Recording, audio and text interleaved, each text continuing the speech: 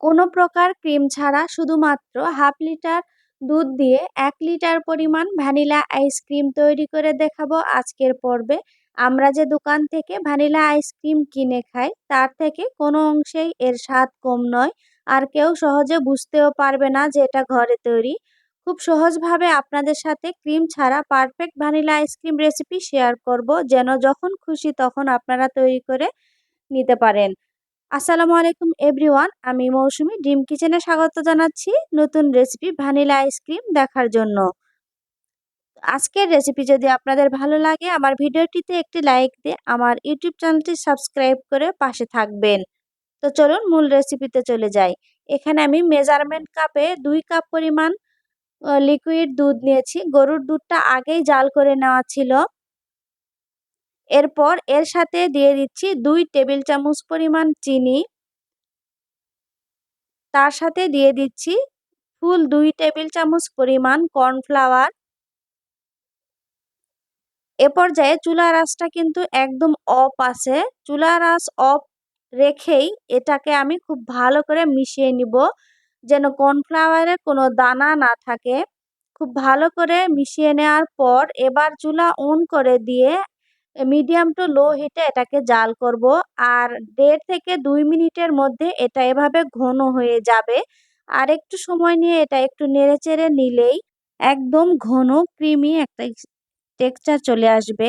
আপনি দেখলেই বুঝতে পারবেন যে এটা কত সুন্দর হয়েছে। আর এরকম ঘন যে এটা টান দিলে 2-5টা মিশতে একটু সময় নিবে।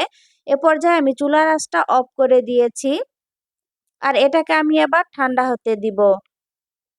এটা আধা ঘন্টার মতো ঠান্ডা হতে দিয়েছিলাম। ঠান্ডা হবার পর এটা এরকমভাবে ঘন থকথকে হয়েছে। আর আমি যেরকম লিকুইড রেখেছিলাম এরকম লিকুইডই রাখতে হবে। এর চেয়ে যদি ঘন করেন তাহলে এটা ঠান্ডা হবার পরে কিন্তু আরো বেশি ঘন হয়ে যাবে। সেক্ষেত্রে হয়তোবা আইসক্রিমের ইয়েটা ঠিক ভালোভাবে আসবে না।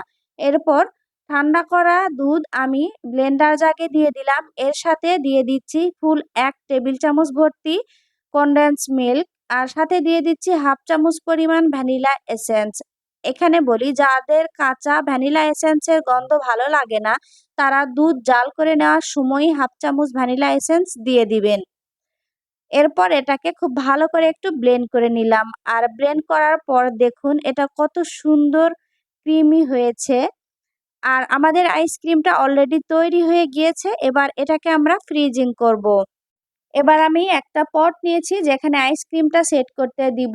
এরপর এখানে কাঠবাদাম কুচি দিয়ে দিচ্ছি। এরপর ব্লেন্ড করে রাখা দুধ এখানে আমি দিয়ে দিলাম। এবার উপরেও আমি বেশ খানিক কাঠবাদাম কুচি দিয়ে দিচ্ছি। আপনারা চাইলে কাঠবাদাম বা কাজু বাদাম যা ইচ্ছে ব্যবহার করতে পারেন। আমি 2 পাশেই দিয়ে দিলাম, কারণ সোজাভাবে খেলেও এটা বাদামের স্বাদ পাবেন, এবং এটা যদি পট থেকে একবারে ঢেলে নেন সেক্ষেত্রেও পিছন দিকেও এটাকে বাদামের স্বাদ পাবেন এবং দেখতে পাবেন ভালো লাগবে। এটা আমি ডিপ ফ্রিজে রেখে দিয়েছিলাম প্রায় 12 ঘন্টার মতো। এরপর 12 ঘন্টা পর ফ্রিজ থেকে বের করে নিয়ে এসেছি। আর এটা খুব সুন্দরভাবে সেট হয়ে গিয়েছে। আপনারা ফ্রিজে রাখবেন আর এটা দেখবেন যে এটা খুব ভালোভাবে সেট হয়েছে কিনা। যদি সেট না হয় সেক্ষেত্রে আরও 2-4 ঘন্টা বা 2-1 ঘন্টার জন্য ফ্রিজে রেখে দিবেন। এরপর পটটা একটু নেড়েচেড়ে নিয়েছি। নেওয়ার পর এটাকে এভাবে উপর করে ঢেলেছি আর খুব সুন্দরভাবে এটা খুলে গিয়েছে। এবং এইভাবে আইসক্রিম তৈরি করলে এটা যে আইসক্রিমের যে একটা বরফের ভাব এটাও থাকে না।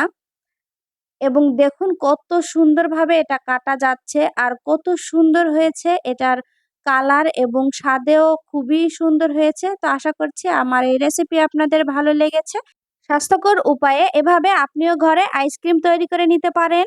আপনারা এই গরমে অবশ্যই একবার এভাবে তৈরি করবেন। যখন খুশি তখন বাচ্চাদের তৈরি করে দিবেন।